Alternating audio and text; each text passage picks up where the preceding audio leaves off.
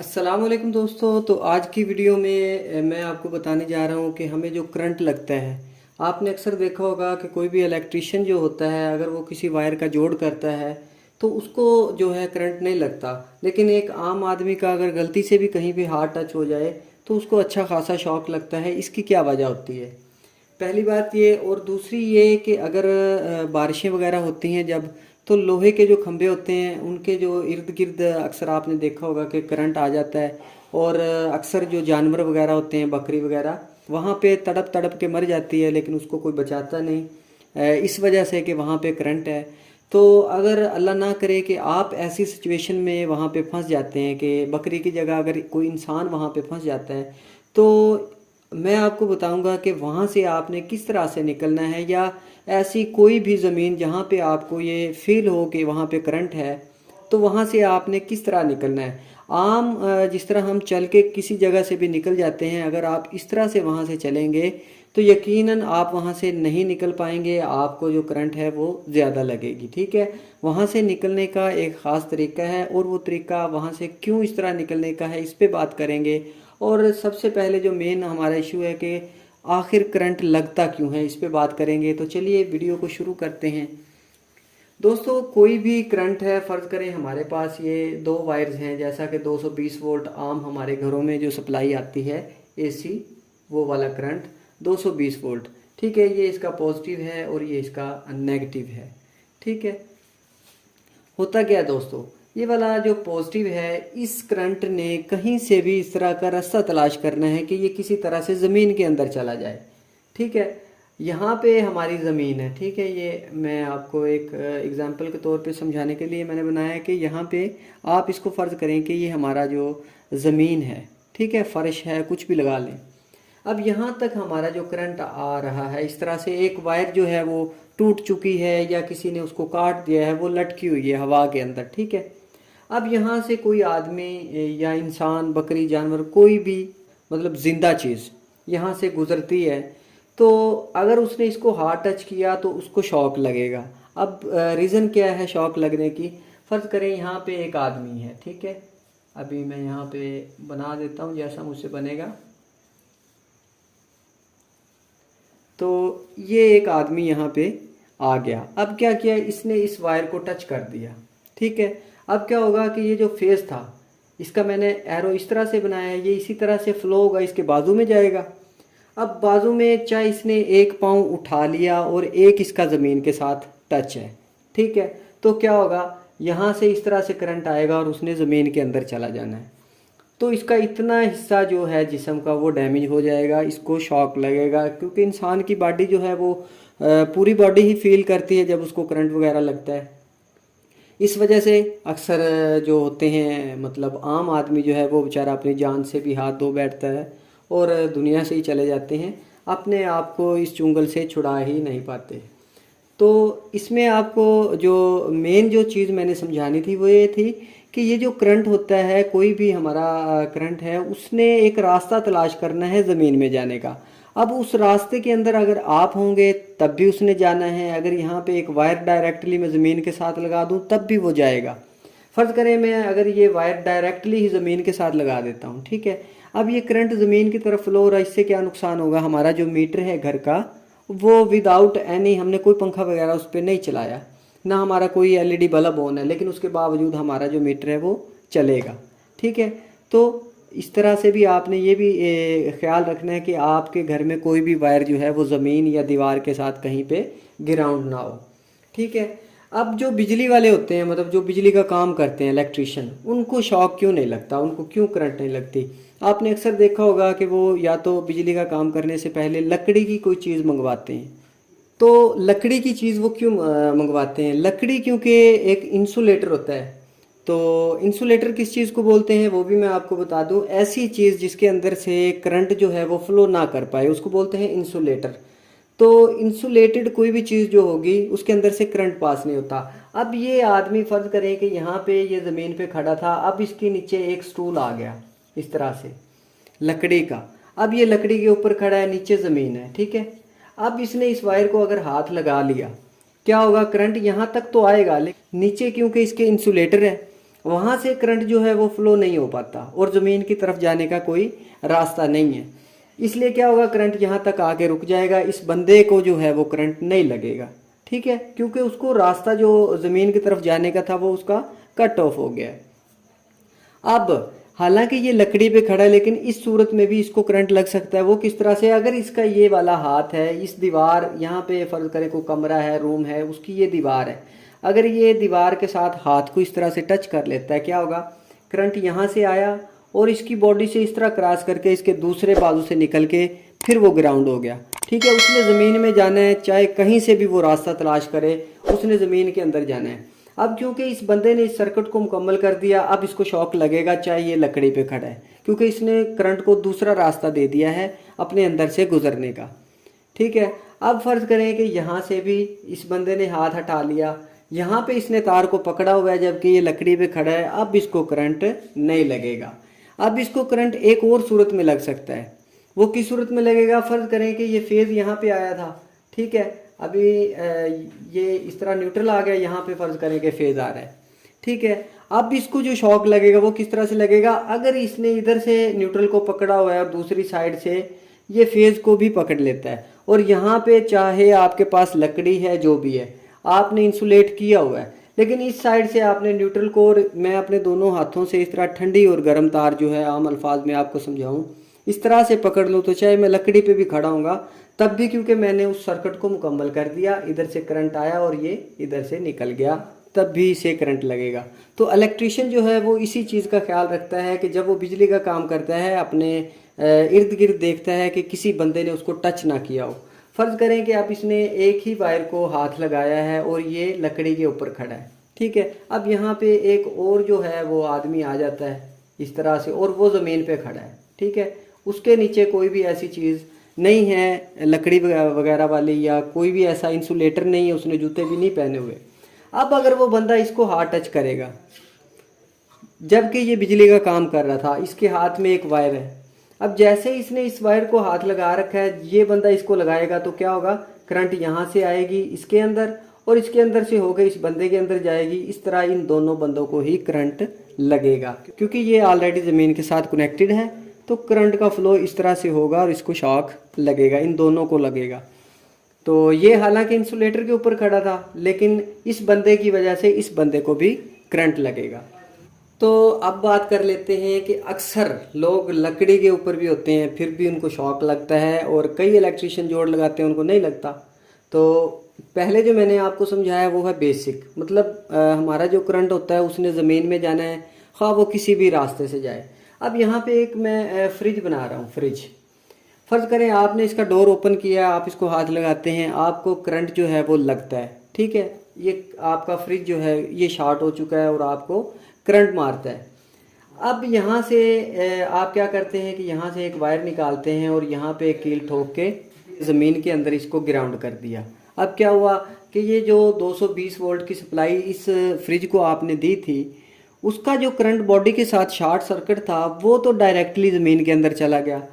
तो यहाँ पे एक मैं फिर बना लेते हैं हम, फ़र्ज़ करें यहाँ पे एक बंदा खड़ा हुआ है, उसने हाथ लगाया बॉडी के साथ, अब इसको शॉक नहीं लगता, हालांकि फ्रिज है हमारी वो शॉर्ट है, लेकिन अब ये वायर लगाने की वजह से इसकी जो शॉर्ट इस बंदे को लगनी चाहिए थी वो नहीं लगी। इसका रीज़न क्या हुआ, तो क्योंकि करंट को जो है डायरेक्टली एक पाथ मिल चुका है ज़मीन की तरफ जाने का, इसलिए क्या होगा कि उसको क्या ज़रूरत है फिर यहाँ से आए, इस बंदे से गुजर के इसके अंदर जाए। उसको सिंपल एक रास्ता जो है, डायरेक्टली एक रास्ता मिल चुका है ज़मीन में जाने का, और जाना उसने ज़मीन में ही है, चाहे वो किसी भी रास्ते से जाए।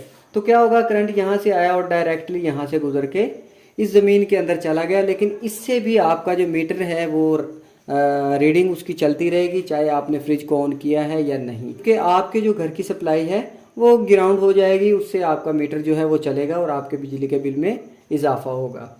तो ये बात भी आपको समझ आ गई कि फ्रिज को ये वायर लगाने से क्या होता है कि आपका जो करंट है वो डायरेक्टली ज़मीन की तरफ चला जाता है, इसलिए उसको इंसान के अंदर से गुजरने की फिर ज़रूरत नहीं रहती, क्योंकि उसको डायरेक्टली पाथ मिल जाता है।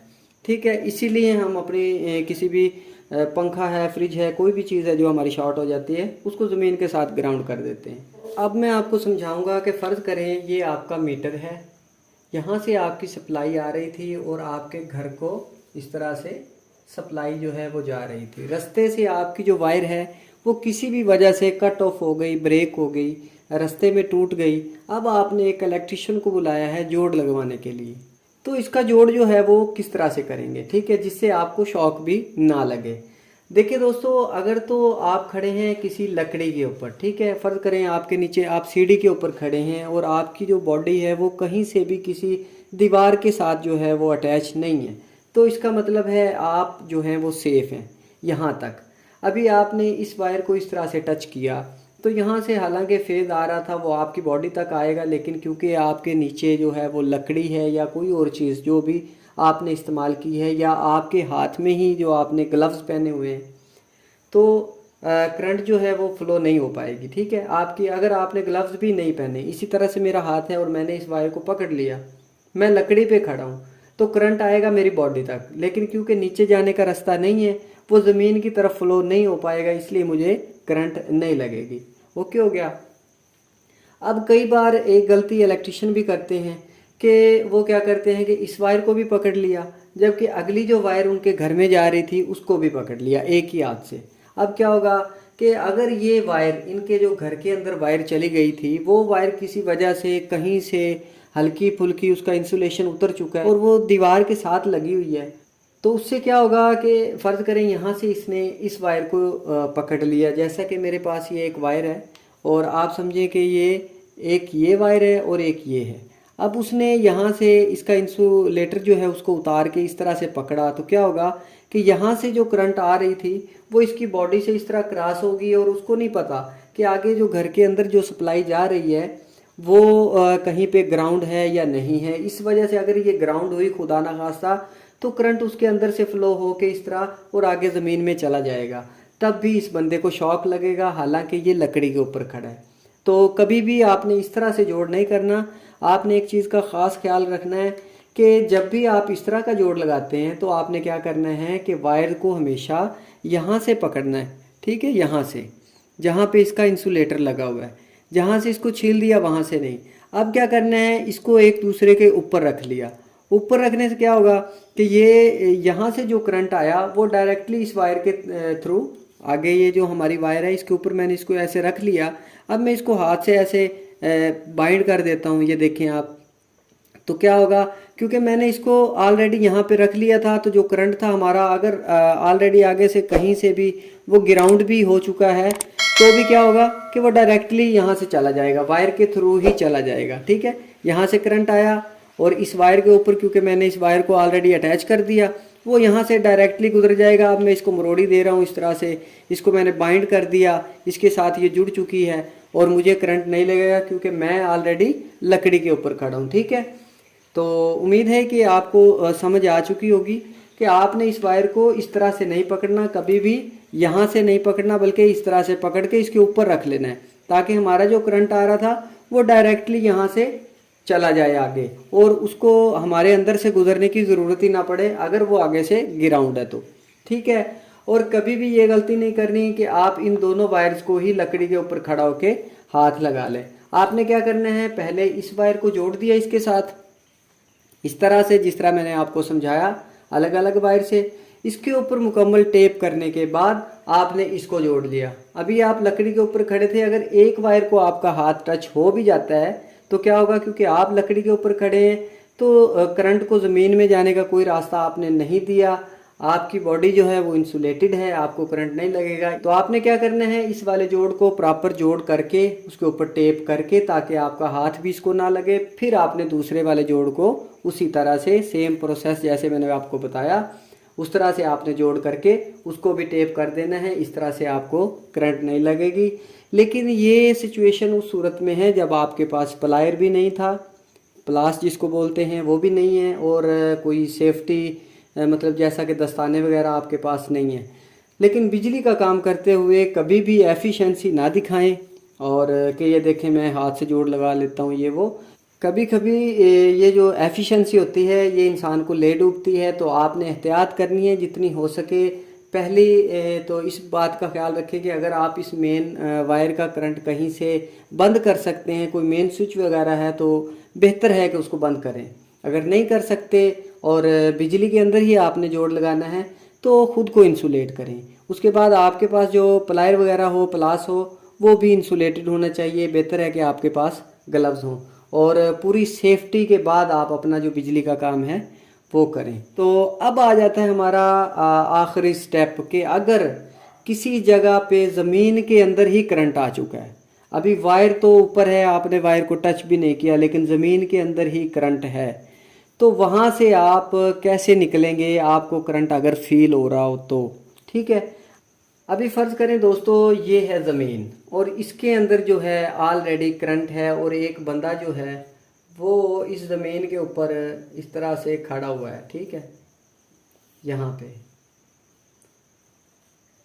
ये बंदा इस ज़मीन के ऊपर खड़ा हुआ है और यहाँ ज़मीन के अंदर ही करंट है, ठीक है दोस्तों। अब क्या होता है कि फ़र्ज़ करें ये मेरी दो लेग्स हैं, ठीक है, ये दोनों बज़ाहिर तो उंगलियाँ हैं, लेकिन आपको समझाने के लिए ये मेरी लेग्स हैं। मैं इस तरह से ज़मीन के ऊपर खड़ा हूँ जबकि मुझे फ़ील हो रहा है कि यार ज़मीन के अंदर जो है करंट है।